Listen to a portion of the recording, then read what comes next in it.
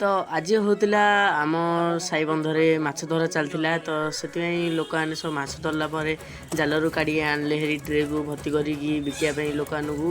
ତ ସେଥିପାଇଁ ବିକିବା ପାଇଁ ଉପରକୁ ଆଣିଲେ ହେରି ଏବେ ଆଣିକିରି ସବୁ ଲୋକମାନେ ବେଗ୍ ଧରି ପଳେଇ ଆସିଲେଣି। ସମସ୍ତେ ଗହଳି ଅଛନ୍ତି ମାଛ କିଣିବା ପାଇଁ।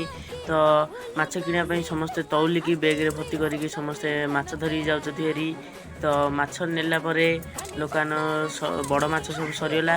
ବଡ଼ ମାଛ ସରିଲା ପରେ ଛୋଟ ମାଛ ସବୁ ରହିଗଲା। ଛୋଟ ମାଛକୁ ଲୋକମାନେ ହେଲେ ପଲିଥିନରେ ଭର୍ତ୍ତି କରି ନେଇଗଲେ ମାଛ କିଣିକି। ତ ମୁଁ ଉପରଓଳି ପଳାଇ ଆସିଲି କମ୍ପ୍ୟୁଟର କ୍ଲାସ୍ ଯିବାକୁ। ସେଥିପାଇଁ କମ୍ପ୍ୟୁଟର କ୍ଲାସ୍ ଯିବା ହେରି କ୍ଲାସ୍ କରିବା।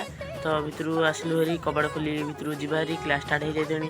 ବସି ପଡ଼ିଲେଣି ସମସ୍ତେ କ୍ଲାସ୍ କରିବା। ମୁଁ ହେଲେ କରିଦେବି ଟିକେ କ୍ଲାସ୍ କରିକିରି ବାହାରକୁ ପଳେଇ ଆସିଲି ସାଇକେଲ ଧରିକି ଯିବା ହେରି ଘରକୁ ଆସିକି ରେଡ଼ି ହେଇକିରି ମୁଁ ବସ୍ରେ ବସି ପଡ଼ିଲି ଯିବାକୁ ଗାଁକୁ। କାରଣ ଗାଁରେ ପହରଦିନ ହେଉଛି ଗୋଟେ ଭୋଜି, ସେଥିପାଇଁ ବସ୍ରେ ବସି ପଡ଼ିଲି। ତ ଦେଖା ହେବ ଆଉ ଗୋଟେ ବ୍ଲଗ୍।